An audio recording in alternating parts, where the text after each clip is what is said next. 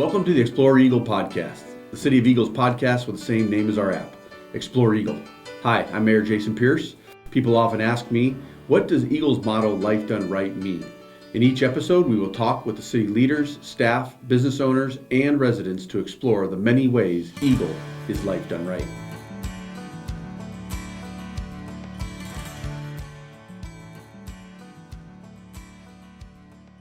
And I know I've had to change my attitude a little bit about, well, maybe that'll be okay, if you do this or that to it. And yet, in my heart, I want to keep it exactly the same, but nothing stays the same. And so we want to make sure our community grows, and we have the idea of having the downtown with a livable downtown also. So, yeah, it changes, and we know it's going to change, but we hope we can keep the feel of downtown with street trees and the events that go along. Well, and the wide sidewalks and everything that we Right. do, Well, right, to create a community area. When we first moved here, the sidewalks basically were gravel. There was no lighting, anything like that, and we actually there was a four-way stop at Eagle Road and State Street, and we were trying to figure out what to do, and ITD wouldn't do anything with that intersection. They didn't think it was busy enough to do anything. So I got somebody from ITD to come out and sit down at the cafe and watch the intersection, and a big truck came around and tried to turn, and the tail end of the truck caught a light and left the light going like this. And the ITD guy said, I think we do need to do something here. Well, then that was when they decided they would redo the intersection and put a light in. And from that, we had matching funds that that the federal funds would put up. That was when we started redoing downtown, putting in curbsiders, gutters, sidewalks. What was your profession that you did? Well, let's see. I actually was a farm boy from Oregon. Moved to Idaho when my folks sold their dairy farm and bought a ranch outside of Blackfoot. Went to school at Idaho State, and came over and worked for the Statesman. Was the first full-time business editor of the Statesman. And when I left there, I went back to Pocatello as the alumni director. And then that was when I joined the phone company, went to Denver for 2 years, came back here. And when I left the phone company, worked for a nonprofit, Idaho Community Foundation, and ultimately was the head of the Idaho State Historical Society for 10 years. When I continued to also be on the city council. Counting mayor and city council, went 26 years. Oh, wow. In Eagle City government, and now back on planning and zoning. So I can't. It's in my blood, I guess, and I don't know what I'd do if I left Eagle again. So. What about you? Well, we, of course, had the egg farm there. We had 500,000 chickens there right on State Street. And that was after I married my husband there with the Merrill's Egg Farm. We lived there and raised our kids there. But what I did after we got married and the kids were a little older is I got involved in interior design. And I worked with an interior design artist, and I would travel to different places across the Northwest with her and another crew, and we would stay there for weeks, and I'd bring big bags of paint supplies, and I would paint the walls, and I would paint the furniture, and I would change things as she needed to do.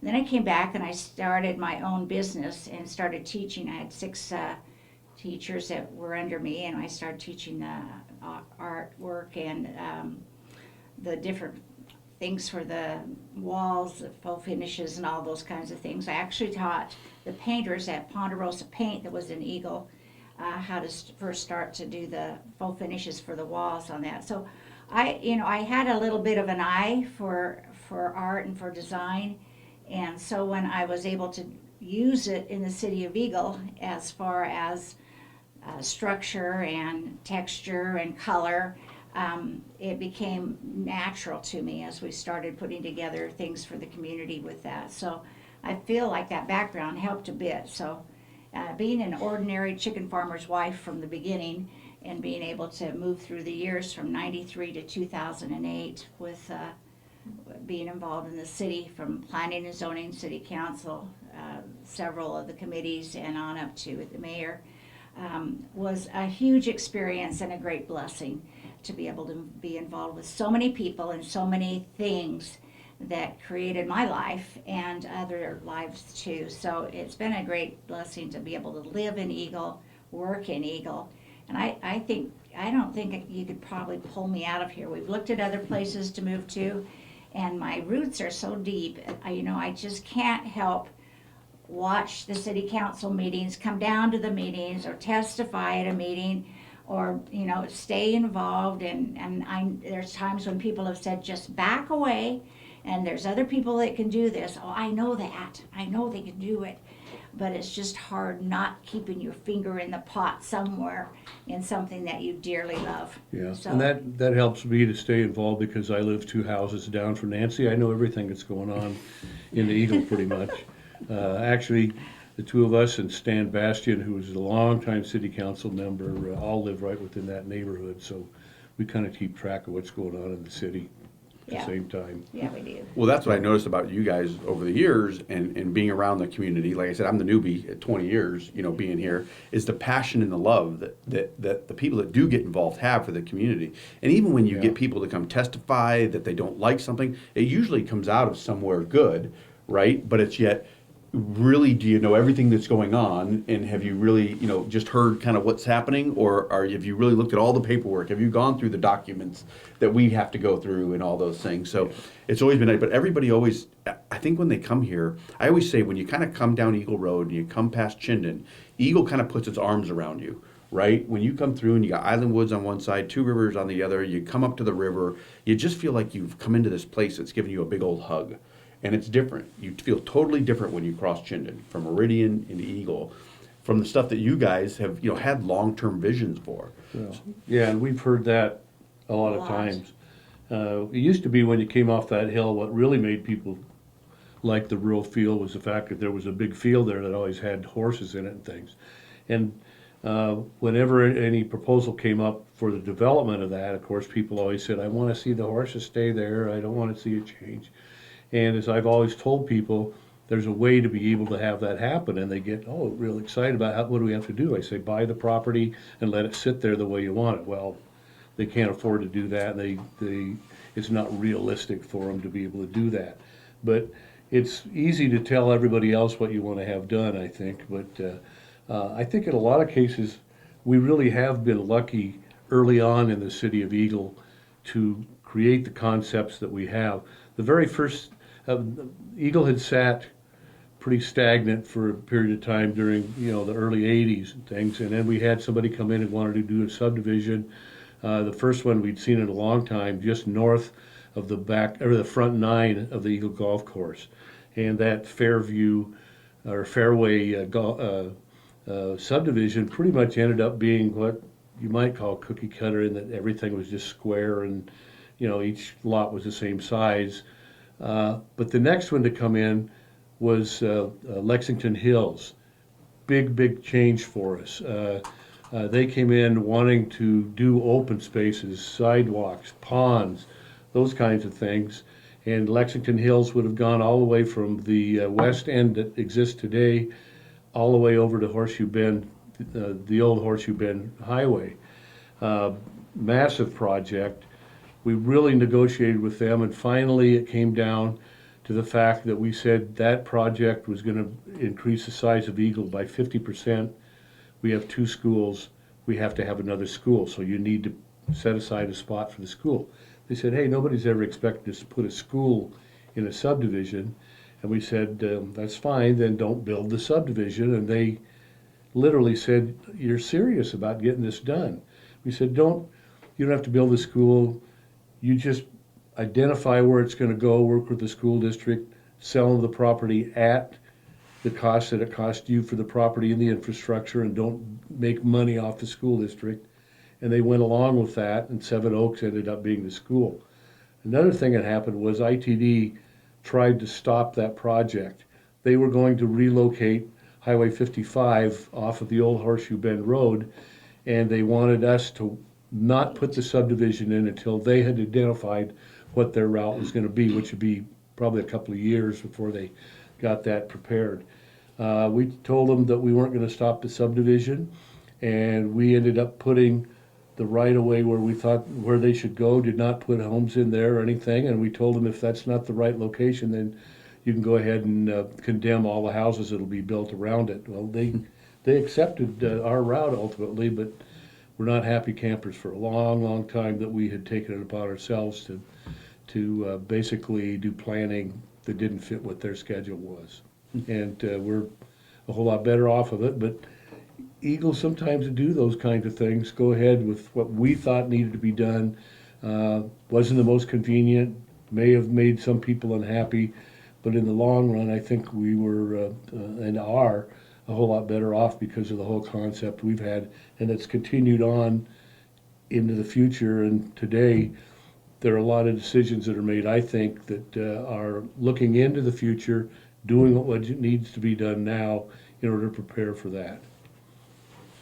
Yeah, I remember that Lexington Hills too, because when I was growing up, I used to change pipes on that field with the family that was there, and we would change the water pipes, carrying them along the fields and the rows there, and have watered the fields. So, you know, watching those fields grow has always been concerning for so many people. If you don't want to change the farmland, we don't want to lose the farmland, and yet that's where they want to come and live when they arrive, is in an area that has once farmed and now is a beautiful subdivision. So Lexington Hills was a very good example of that, and they did a good job. They also was the first ones that gave us the water.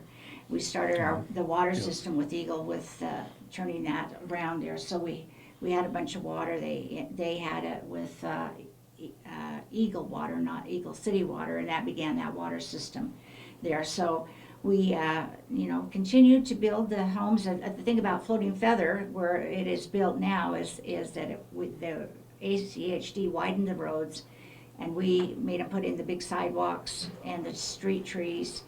Made Idaho Power take the lines down, so we didn't have the overhead lines there, and we had them put the berms in. We've always had berms and street trees along arterials and collectors. And that's what part of it, what makes our city so pretty, is that we've wanted.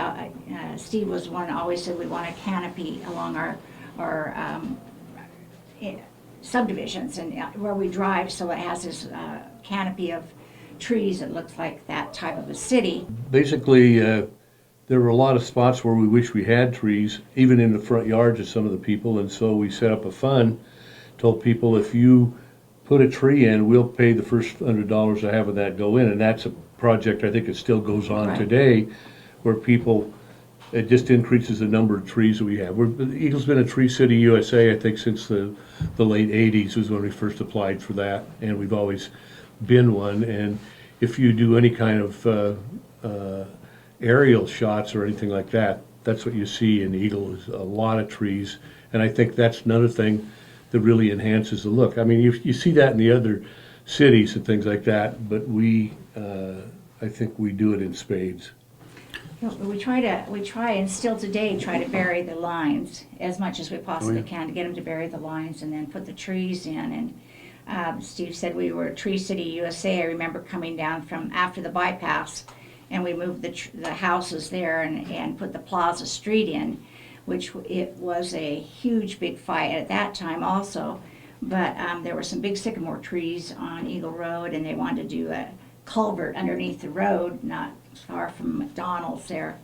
And we said, no, you're not gonna come in and ruin those roots of those big sycamore trees.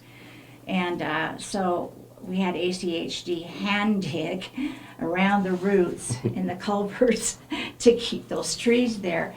And I think it was at that time that someone gave me a roll of yellow tape that called me the, I don't even want to tell you what they called me.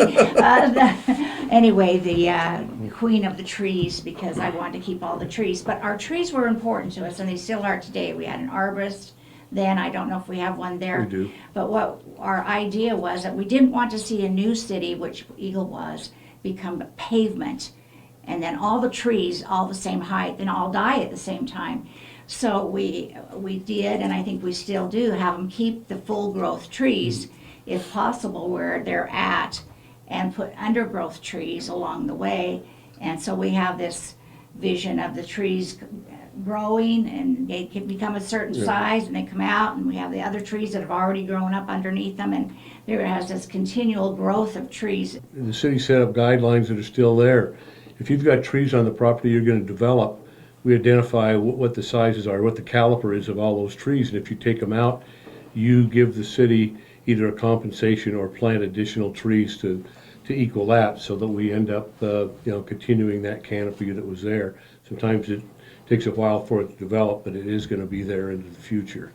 And So what was kind of like the vision of Eagle in the early days to have the lower densities? I mean, if you look at our community compared to others, I love to pull up a Google map from up top, right? And you kind of go south of Chinden and pick up what other cities have done, and then you go north of Chinden and look at the difference of what Eagle's done.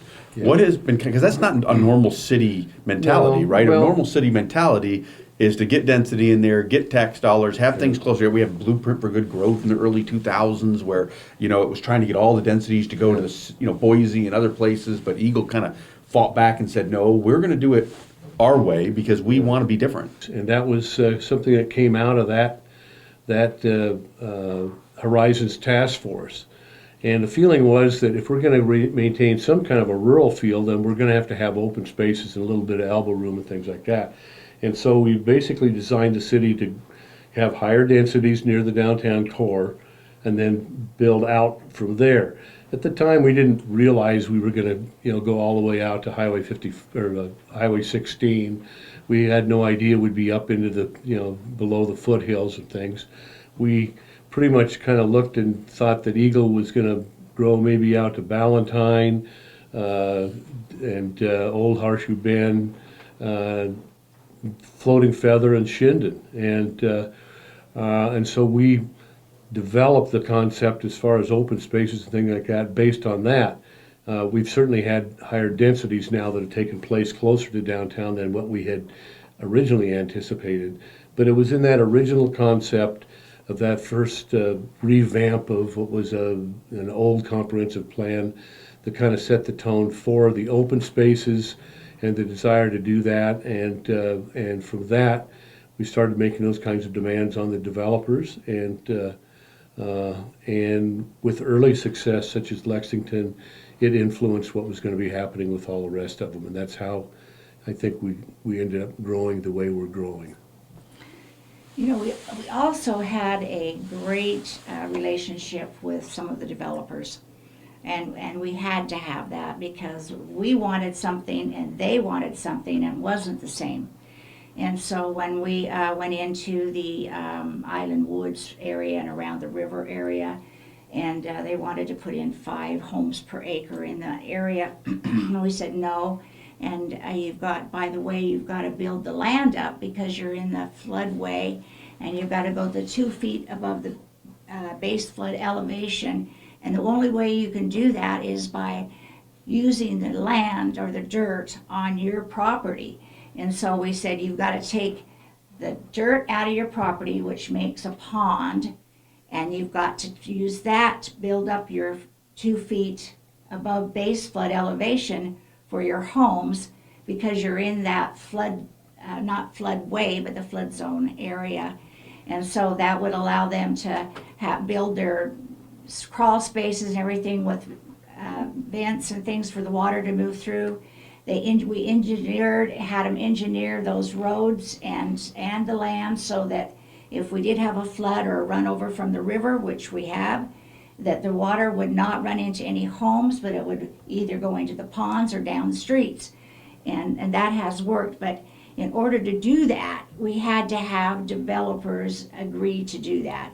So the first developer that did that was Dennis Baker, and he came in and really didn't want to do that. And we said, and by the way, we want a 50-foot berm along Eagle Road, and we want trees, big trees in it, and we want to protect the homes as people drive down Eagle Road, is what you see, those berms, and how those got built today. But the interesting thing is, once those developers come in and build those subdivisions, they sell, and they sell well. And so they would put those homes on the front of their brochures to sell as they marketed them. So we had working with great developers and making good decisions with the city, builds partnerships, and we were able to do that. The comprehensive plan was interesting because it had kind of a linear look to it from State Street to Floating Feather were supposed to be all 1 acres.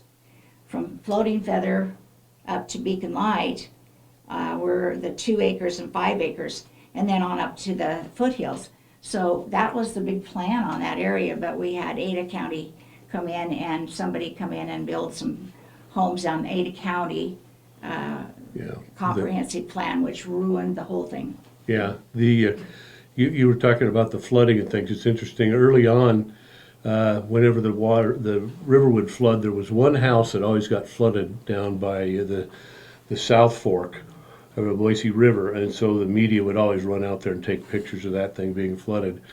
And then we started building on the island, and everybody anticipated real flood problems. Because we had planned for the water to flow through and things, media never ever were able to go out and find any other houses flooding except for that one that they always kept shooting the picture of. Once it was removed, then they didn't have anything to shoot out in Eagle when it came to having catastrophes when we had major floods on the river, because we had planned ahead with that. And it was just another example where we had, in that case, a lot of staff members who said we need to be doing these things too, giving us guidance, not just something from the public, but we have always had really good staff.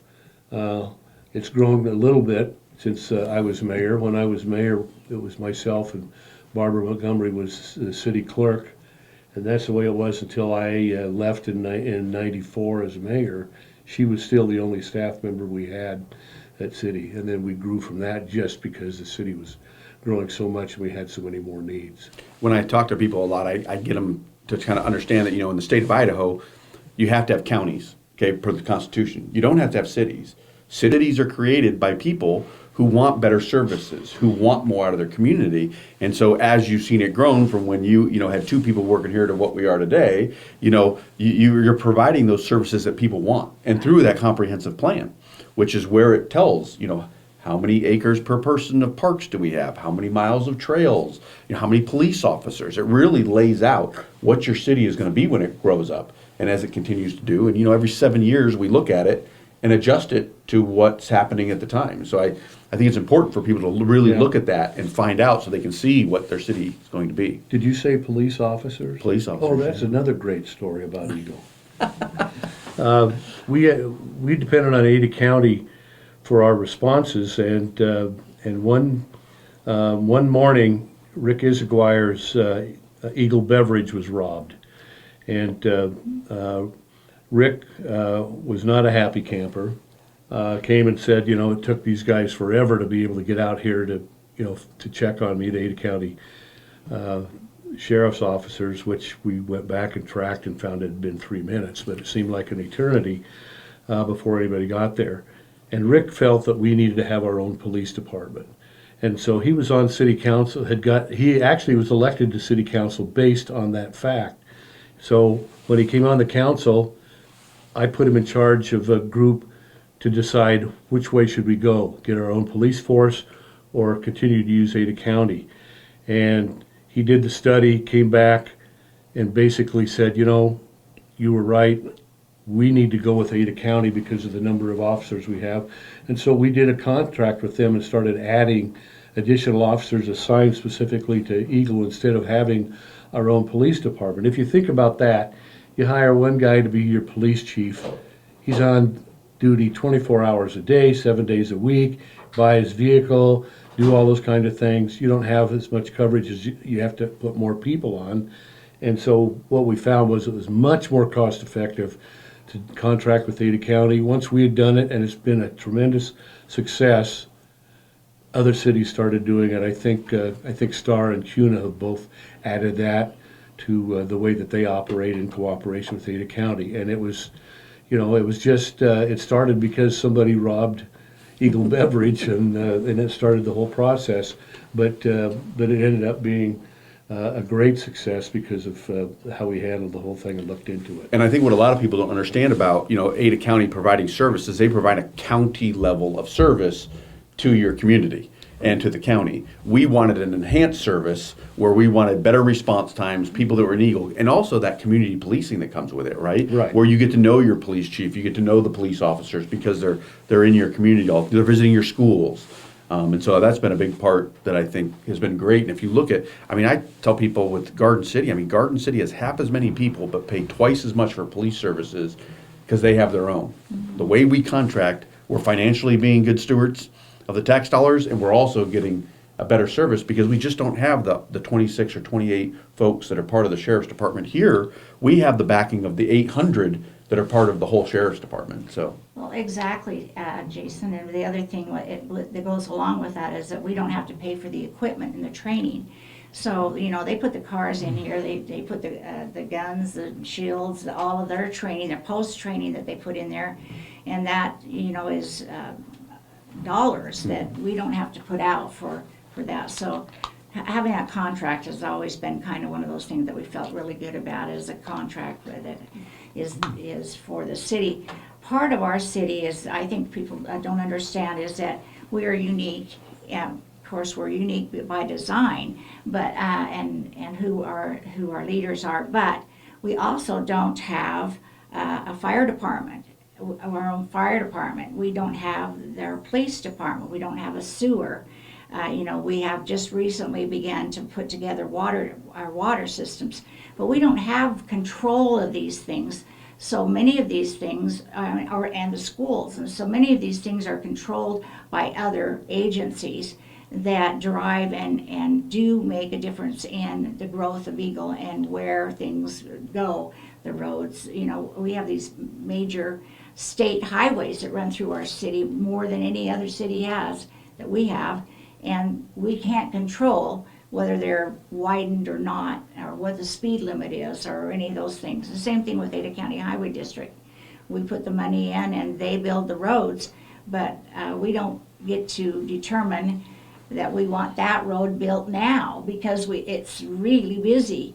And so we are underneath a lot of that. And that's a lot of pressure, I think, that goes on with what you have to do as a mayor and a city council now, is to move those decisions and work with those other agencies. Right, yeah, we don't have direct, right? We have great relationships with them all and we work with them, but we can't turn around and say, hey, you're gonna take this money and go here and do this, which is really correct. And what a lot of people don't understand is all those different taxing districts that are out there all have their own elected officials outside of us.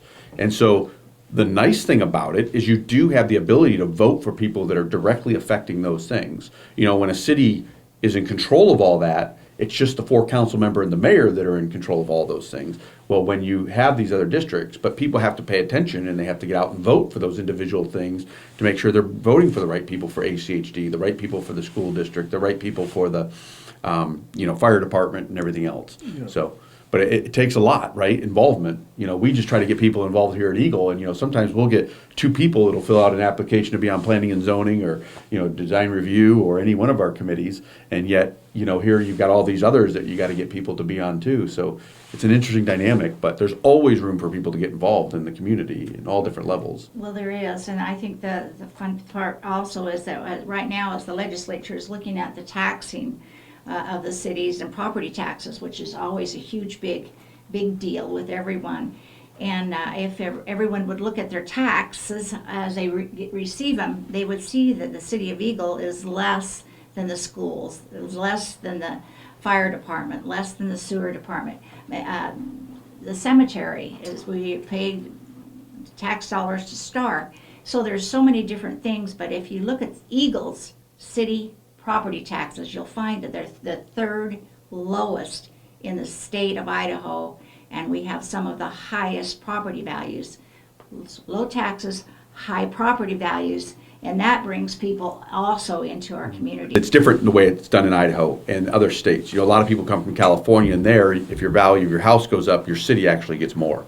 Yes. Here, that's not the way it works. What happens is, if your house value goes up, the levy rate goes down, and it's Right. based on just our budget and what we're putting in our budget for property taxes. Right. Which is interesting, the City of Eagle has a $60 million budget overall, but only $4.5 million of that comes from property tax. The other is coming from savings, it's coming from, sales tax, it's coming from the liquor sales and stuff like that we share with the state. When you guys were mayor, city council, Mayor Merrill, I'll start with you. What was one of your accomplishments? Something in particular, something that still goes today?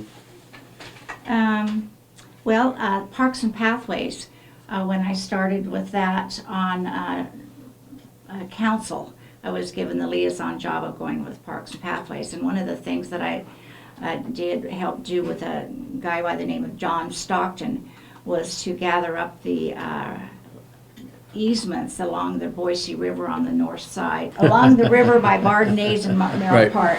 So, we started getting those easements along there and getting people to help volunteer to start building the pathways. I stayed involved with that with FACTS, which was another organization for that, and we helped build those pathways with a lot of people volunteering to help. And our idea was to help build a pathway from Eagle to Lucky Peak, which was 26 miles, which happened to be exactly a marathon. And so that was one of the things was that and then Merrill Park. We, being able to be a city councilman and be able to talk the family into giving the park, and then being able to help design the park because I was in that position, and be there to help name it the Reed Merrill Park, which was father-in-law who owned all the egg farms there in that land and donated a lot to the city. Was one of the big things. I was really interested in the parks. Yeah, Parks and Pathways. Yeah, that's great. How about you?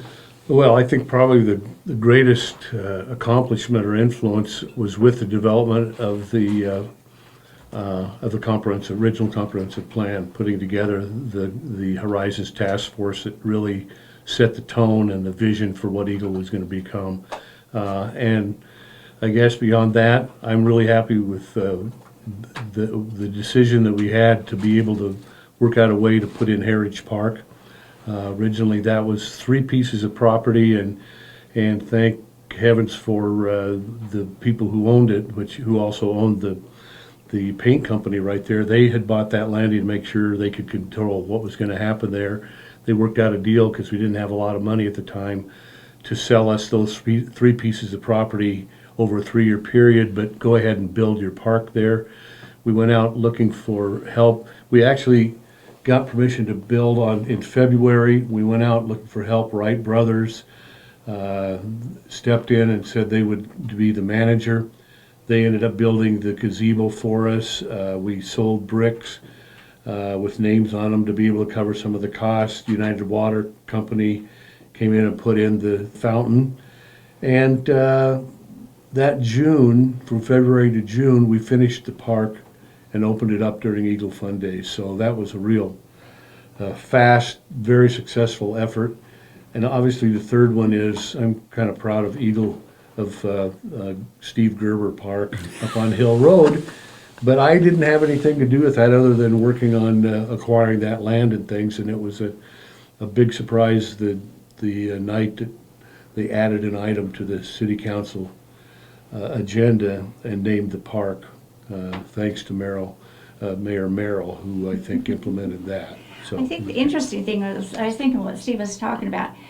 We have in this city, we have a mayor who appointed someone to the planning and zoning and city council who became mayor, and the previous mayor ended up coming back and serving underneath as a city council under the then mayor. So I served under Steve served under me, and through these years we have developed a great friendship. We do not agree on everything, for sure, but we've always been able to have a great friendship. So that's kind of unique. I don't think you see that roll around, and that's because we both have stayed involved.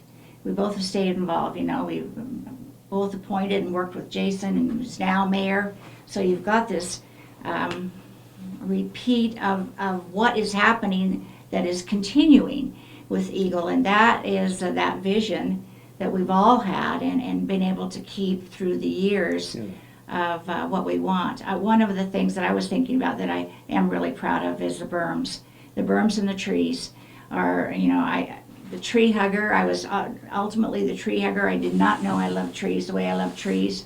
I had so many people unhappy with me because I said, no, you got to keep that tree, and you can't take it down, or you got to plant 2 more. We saw sticks along the roads planted for trees that were not nursery standard, and so we came back and made them 3-inch caliper. We said, well, if you're going to start with the 2-inch and bring them down to 1-inch, then we're going to push them up the other way, and we'll work with them that way. So, the trees and the berms, I think, have always been something that I've really embraced and helped work with. So I'm excited about the Jackson House that we've done in the last couple of years. Being able to preserve that, having part, as much as Orville Jackson meant to the community and everything else, and the family and the stuff that they'd done. And so I'm really excited about what we do with that. For years I've heard people go, oh my gosh, I'd love to see what's in that house and see what it looks like. And now we're going to give that opportunity to folks. I think that's really neat. And then I think, and this kind of came from you guys and being around you guys, because once again, you talk about he appointed you, you appointed me, and then now here I've become mayor. So it's kind of full circle for the 3 of us, is the fact of taking the bull by the horns in the area around us as a whole. So, you talked a little bit earlier about the pressures of the county approving subdivisions and planned unit communities and stuff around, and then you can either let them do that around you and have it affect your city, or you can go and you can say, hey, wait a minute, this is going to affect our city. The county shouldn't really be in the city building business. So we should really be looking at these projects and bringing them to the city. I tell a lot of people, I live on 3 acres for a reason, right? I live on 3 acres because I can control how close my neighbor puts the trash cans to my driveway, right? They're not necessarily in front of it. And I think that mentality has been taken by Eagle for a long time, in the fact of, if we can control more of what's around us, we don't have the influence of other cities or county developments coming in on top of us. And so at a place where you said kind of the county kind of messed up what we were trying to do with these larger lots. So you guys had to make the tough decisions of, hey, we need to take this, and it's not going to be what we wanted it to be, but it's going to be a heck of a lot better than what they're wanting down there, and make sure we get somewhat what we want, the compromise. I think that one of the things that Eagle has always had has been a vision for the future. And a lot of decisions are based on what we want to be in the future and what we need to be doing now to deal with the future. And I think that that's, if you look back all these years, that's something that's continued on in most cases. We've had some dips in in that vision. We've had some who've moved in to become mayor for periods of time that maybe didn't share that exactly, but that's caused a turnover in some cases. I mean, we had one recall right after I was mayor, where we recalled the mayor because he really went off in a tangent away from what had been going on for those 8 years that I was mayor, and he was replaced once he was recalled by Mayor Izaguirre, who continued on and had been on the council and things when I was there.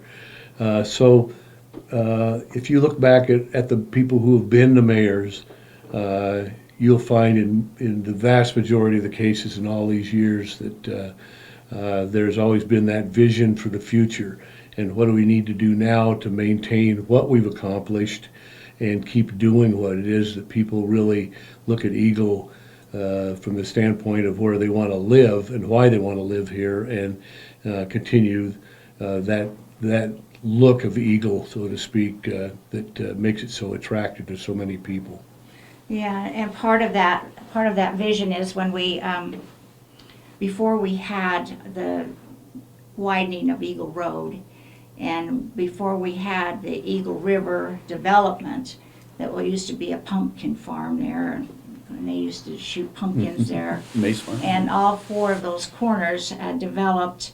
We as a city council and mayor sat down and said, what do we want to be when we grow up? Because we were getting pressures from people of what we were putting in and allowing, and we said we either become a bedroom community where people travel to Boise on this new byway that we have, our bypass thing, or we start putting in our development agreements and in our comprehensive plans what we want for businesses and jobs. And we wanted to become a work-play community, work and play, so people could live, work, and play in the same community without leaving it. And that's when we decided, what can we do? We decided we've got to build a different city. We're smaller and smallest between Meridian and Boise. Meridian was the capital of the city, of the state, had Boise State University, all of the legislature and the laws being made. It was the capital. Meridian lived off of the interstate, had a lot of industry that came through and a lot of opportunities with the railroad going through it. Eagle did not have anything. What Eagle did have is Eagle had 2 channels of the Boise River, a bluff, if you will, to build up to, a valley, and the foothills.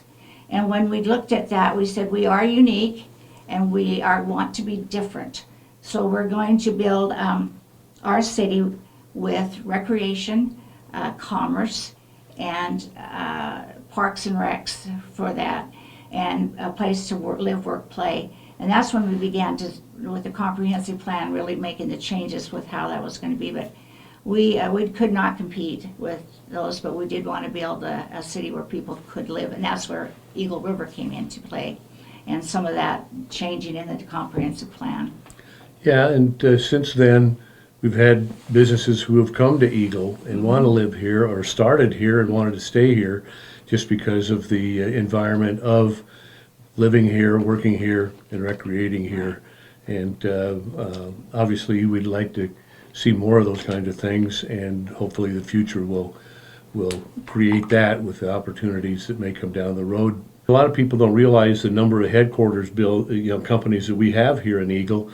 PetIQ is a worldwide company, Camille Beckman worldwide. We have those people who want to live, work, and play right here in Eagle, and they've stayed here, or they've come and settled down in here, and hopefully we'll be able to attract others in the future.